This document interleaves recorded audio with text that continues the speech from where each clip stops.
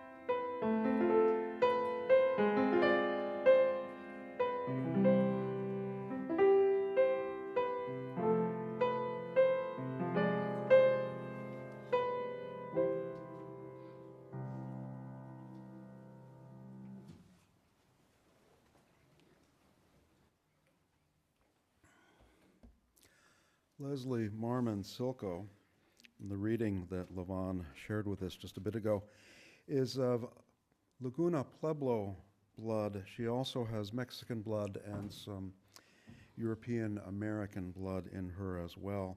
And she begins her novel Ceremony, which I recommend to all of you, with the words from an elder Pueblo narrator who says this: "I will tell you something about stories.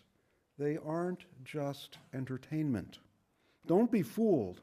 They are all we have, you see. All we have to fight off illness and death. You don't have anything if you don't have the stories. Their evil is mighty, but it can't stand up to our stories. So they try to destroy our stories and let the stories be confused or forgotten. They would like that. They would be happy because we would be defenseless then." In the months I've been with you, I've talked mostly about democracy, love, and a few other things, mostly democracy and love, but I haven't talked much about race. This morning, I want to share some of my racialized stories with you, things that I see from my biased, privileged standing point. My hope in doing so is to prompt you to do the same, share your stories so we can better listen to one another and learn more about who each other are. The street where I lived until I was 9 was all white. Oh, we had some diversity. The Topshees lived down the hill. They were from then Soviet Georgia. And a Jewish man lived up the street. He allowed himself to be talked into playing Santa Claus. He had the belly for it, as long as folks promised not to tell his mother. I was in maybe 3rd grade when I saw a black person for the first time. I remember walking down the hallway, jumping up to get a glimpse of the black boy who was a ways ahead of me. And then from central New Jersey, my family moved to what I think may still be the southernmost suburb of Chicago. This was Park Forest, South Illinois, although it's called University Park now in honor of the community college just at the edge of town. Park Forest South was one of President Nixon's 20 or so planned communities, and intentionally multiracial communities, where when we moved there, it was about half white and half black. To the left of our home was a black family. To the right was an interracial family. Mrs. Hill was white and an elementary school principal. Her husband was black. One of the friends down the street was named Mario Trzynski, representing all the Italian Poles in the world. I remember Jeff Hill from the interracial family next door and other boys coming over to greet me, to say hi the first day or so we were there. I wanted them to be impressed with how cool I was. So I puffed up my 9-year-old chest and chose my words with care. You know what I mean. I was all, "Hey man, this," and "Oh man, that." Oh, I was cool, all right, until Jeff asked, "Why are you talking like that?" In some ways, those 4 years became a series of idyllic memories for me, playing with the other kids in our little rainbow world. But I was a white kid. I had privilege, though I didn't know it at that time. Jeff, my friend from next door, wouldn't go with us when my mother took me to the shop to get more model rocket engines. He had been wrongly accused of shoplifting at the store, and it wasn't safe for him to go back there. As I said, when we arrived in Park Forest South, the town was pretty even white-black, but during the 4 years we were there, my parents noticed more whites moving out and more black families moving in. To do what they could to keep an even balance when it came time for us to move, they found a realtor who agreed only to show the house to white families. Yes, illegal redlining was my first family secret.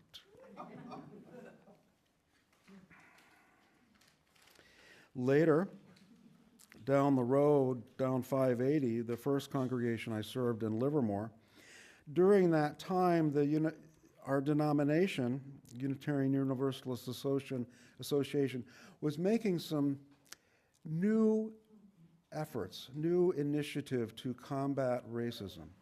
In the 60s, humanist black African Americans were coming to our congregations, but they saw that in our communities, the whites had the power. And so they asked the denomination for funds to help improve black communities across the nation. A promise was made, $1 million over 4 years. After that first year, we had a change in administration in our movement, and the new president of our association looked at the budget and said, "Oh, I don't know if we can afford this anymore." And I'm not remembering. If you do, please say it out. I don't remember if it was 67, 68, or 69. Our General Assembly, which is now online, was in Cleveland, and the denomination nearly broke in two. Half the delegates walked out. And so it took some serious time to be able to touch that wound. It was still fresh. But I lived in California, and what they were talking about was white-black reparation. It didn't exactly fit where I was serving, and so I didn't bring those initiatives to the congregation. And not everyone agreed with that plan, but I stand by it. We have to nuance these things. It's complicated. And if you don't agree with me, that's fine. Absolutely fine. I think I've shared the story of a month-long sabbatical, or a month of sabbatical time I had during my time in Livermore, where I went to South Africa to see what it was like. This was in 2003, 9 years after Nelson Mandela was elected the president of South Africa. I wanted to see how it was working. And I learned a lot. And mostly what I learned was I felt like I was at home again. Because in Park Forest South, there were blacks and whites everywhere. And in South Africa, that's what it is. And then when my time in Livermore was up, I went to Ohio. And there was a man in the First Unitarian Universalist Church in Ohio, in Columbus, Ohio, named Ray. He was from southern India, and he was a pillar of the congregation's social justice work. He had championed an interfaith call for gay marriage and self-published a small book about those efforts. But when I arrived, he was wanting to start a new crusade. And I'm paraphrasing here, but this is pretty much a direct quote, if that makes any sense. Ray said something to the effect of, "I feel like a chocolate chip in a cookie with very few other chocolate chips. I want to see more chocolate chips here at church." When other church leaders and I engaged him further, he said that he considered himself black. While dark-skinned, obviously, Ray was born in India and had come to the U.S. for college. He stayed, married, and had a family. And when we suggested that African Americans might not consider him black like them, his response was, "Well, what do you know? You're white." Some things can't be argued. A few years later, one of our key retired lay leaders in the congregation in Columbus took some time off of volunteering. He needed a little break, and began attending a new congregation in town, the Church of All People, just outside Columbus's downtown. The Church for All People was the brainchild of a retired Methodist bishop. He wanted to see if an intentionally interracial congregation in a poor part of town might be possible. So for 2 years, he worked with a small core of people from the Parsons Avenue neighborhood. The street runs north and south just east of downtown Columbus. On one side of the street is a predominantly black neighborhood. On the other side, it's mostly poor whites from Appalachia. They created a food pantry, a free clothing and household item store, and even a bike repair and used bike shop called Bikes for All People. And those were the relatively easy parts. The hard part was crafting worship that would work for folks on both sides of the street. And like I said, they spent years working that out. The member came back and said, I think we should expand this. I'd love to see more people from our congregation spend time at the Church of All People. So we came up with an adult education experience called Diversity Learning Circles. We used Ruby Kane's book, A Framework for Understanding Poverty, and we used in the first iteration of the class a development tool, not a personality indicator, but it's like that, called the IDI, the Intercultural Development Inventory. But no one scored as well as they thought they would on that inventory, and so we scrapped it for the next series of groups. But we spent about 6 weeks with the Ruby Kane book helping people prepare and get some of that awkwardness, because when people of privilege start trying to work with folks who are less privileged, there's a lot of awkwardness. And so we figured we better do that amongst ourselves before we share it with them, which was not unwise. And so after some time in the class, we would go volunteer in the free store. Which items go where? No, that's not good enough. That goes to the trash. We'll put that out. And we would worship with them as well. And I remember the Sunday with a few of our people, it was after their beloved music director had been killed in a house fire. And the congregation was reeling. And I remember the time in South Africa, every morning there were news reports of a person or a family who had died, usually people in the townships, the poor areas surrounding the cities, when their paraffin heaters caught fire. And so ever since then, a house fire is related, whether it's logical or not, with poverty to me. Ever since then.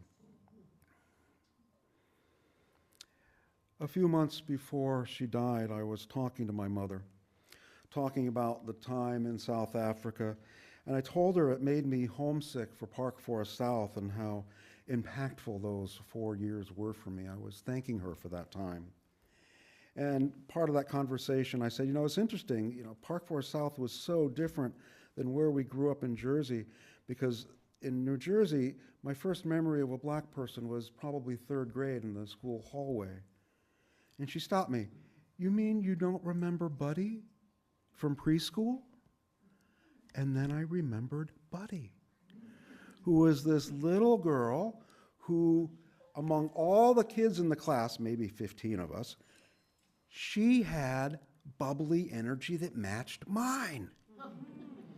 We were fast friends, and one day she came home and we played after school at my house. And that day I felt I had found my best friend. But for reasons I never knew, she never came again. Now, maybe we just got into too much trouble, but I would like to think I would have remembered if we had. But I do remember, after talking to my mom a few months before she died, wondering what I would do if I ever met someone like Buddy again. And a few months later, I met Anne, who's now my wife. You know how that went. It took a few months of living with Anne to realize, oh, she has that Buddy energy. Look at all the trouble you guys are going to get into.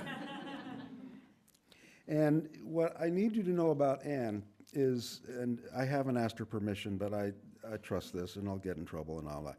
It was on our 3rd date when she had to sit me down and say, I'm not African American, Eric. You're assuming I am. I'm from Jamaica. I'm a quarter Chinese.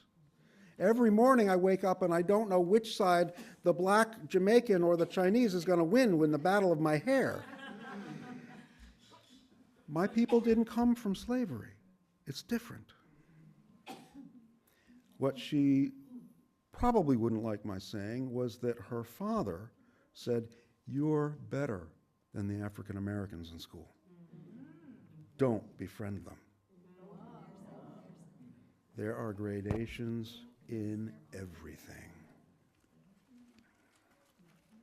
Well, those are some of my stories living in this racialized world. I think I've told you in Livermore of coming back from South Africa and realizing I needed to get to know the people who ran the St. Matthew's, the only African-American church in town. And so on my first Sunday off, after returning from South Africa, I went to the church and wanted to talk to the young minister. And he was so glad to see me, but he was glad to see me because his father, who founded the church, had died the week before. And I was assuming we could do some work together. He needed to grieve. Those are some of my stories. You will have those of your own. I hope to hear them. In this political age we live in, race may not be at the top of all our subject lists, but it is inherent in all we do. And so I'll close with this prayer for reconciliation by, and this is an Irish name as well as any I've ever heard, Padraig O'Tuama, who writes, where there is separation, there is pain. Where there is pain, there is story. And where there is story, there is understanding and misunderstanding, listening and not listening. May we, separated peoples, estranged strangers, unfriended families, divided communities, turn toward each other and turn toward our stories with understanding and listening, with argument and acceptance, with challenge, change, and consolation. Because if God is to be found, God will be found in the space between. So may it be, my friends.